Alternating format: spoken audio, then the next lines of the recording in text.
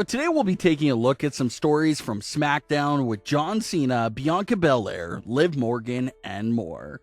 For today's question of the day, who do you think won the battle of words between John Cena and Roman Reigns? Let's start things off with how SmackDown started off this week. SmackDown's opener was a battle of words between John Cena and Roman Reigns. You can notice right off the bat that they were really trying to give this promo exchange a real-life feel to it.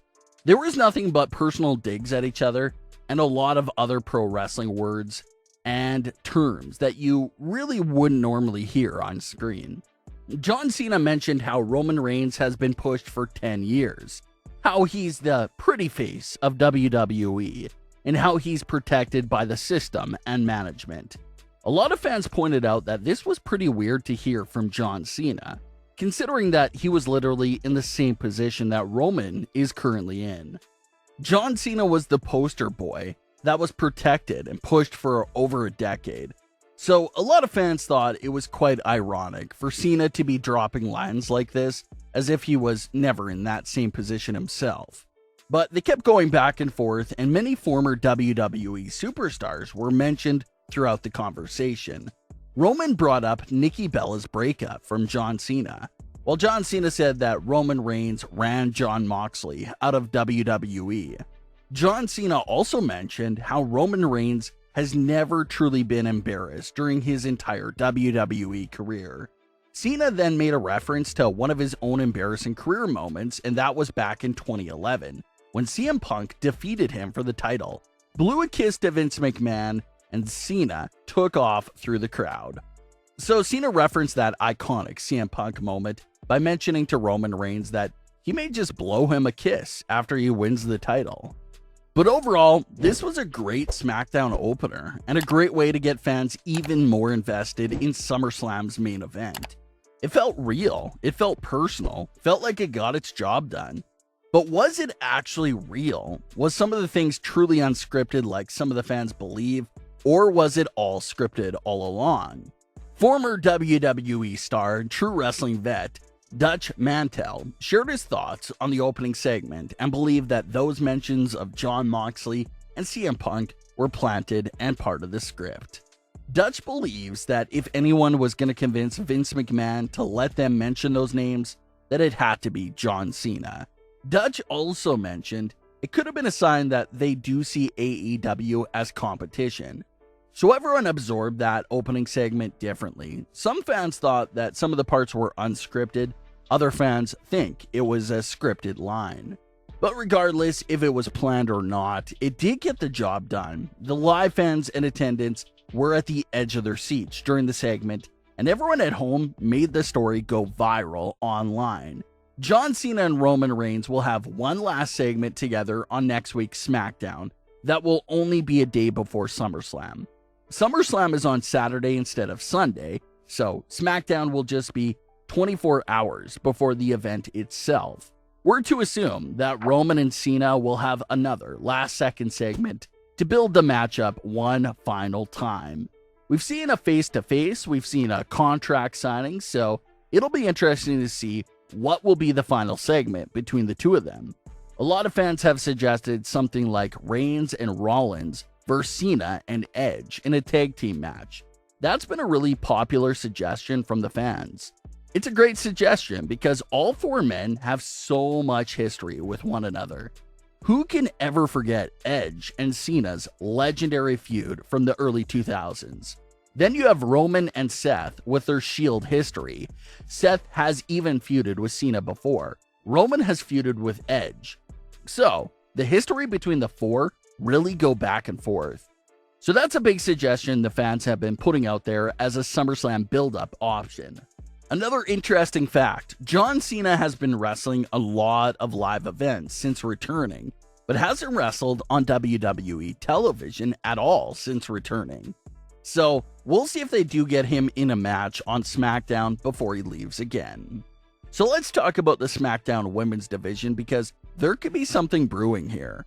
We had the contract signing for Bianca Belair versus Sasha Banks this week. But one of the more interesting things to come out of this contract signing was Carmella and Zelina Vega teaming up with Sasha Banks. A lot of fans are questioning if this was just a one-night thing, or could Sasha be potentially leading to a new faction here with Vega and Carmella. If the three of them are a legitimate faction, then that definitely will be interesting. But again, logic flaws. What made Zelina and Carmella align with Sasha Banks? Just a few weeks ago, Carmella and Zelina Vega were going at each other, arguing about being the next in line for the title match. Sasha Banks returns that same night, defeats both Zelina and Carmella, and now they want to work alongside Sasha Banks?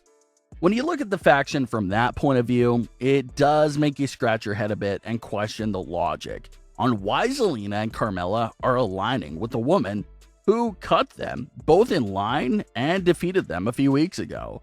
Even though it's exciting and intriguing to see the three of them together, that part of how it all came together does lack some logic. But it's easily fixable if Sasha said something like, "Hey, help me with Bianca and I'll give the both of you title matches."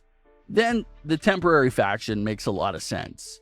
So now, this does open up some interesting possibilities for Bianca to fight back with a faction of her own. Get two women to help you out with Sasha's new trio. So, who are these two women? Well, she actually has a lot of possibilities. Starting off with the returning Naomi.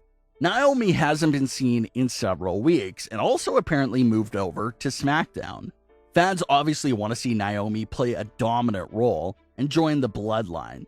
But this actually wouldn't be that bad of a return spot for her. Naomi could make her return to SmackDown by being called upon by Bianca to help her with Sasha's trio. Naomi obviously has a lot of history with Sasha Banks dating back to 2015 with Team Bad. So if anyone knows a lot about Sasha Banks and factions, it's gotta be her former partner, Naomi. And then for that third final spot for Bianca, maybe someone like Toni Storm or Liv Morgan. Toni Storm made her debut on SmackDown nearly a month ago by defeating Zelina Vega. Zelina was on SmackDown that following week, demanding a title match, while Toni Storm hasn't been seen since. So again, very weird moves here to have Toni Storm make her SmackDown debut, only to disappear for several weeks right after. Sort of makes you question, what was the point of Toni's debut if she was going to go missing right after? Or that last spot could go to Liv Morgan. The Liv Morgan drought continues. She hasn't appeared since Money in the Bank, but fans are still strongly supporting her. They're supporting her so much that Liv Morgan took to Twitter to actually thank the fans for their support during this time. She had this to say, "Thank you guys for always supporting me. Even when I'm not around, you still show so much love. It means a lot." So there's definitely a lot of choices for Bianca to choose from if they do want to go down this 3-on-3 route. We have this huge matchup between Sasha and Bianca in the SmackDown women's division, but there's not much else going on in the women's division outside of the title picture, and that has been a reoccurring issue for several years now. So it's not anything new, but we'll see if these superstars like Toni, Liv, Naomi, and others start showing up again. But what are your thoughts on today's stories? Leave your comments. Don't forget to subscribe with all notifications on, and leave a like if you enjoyed. Thanks for watching, guys.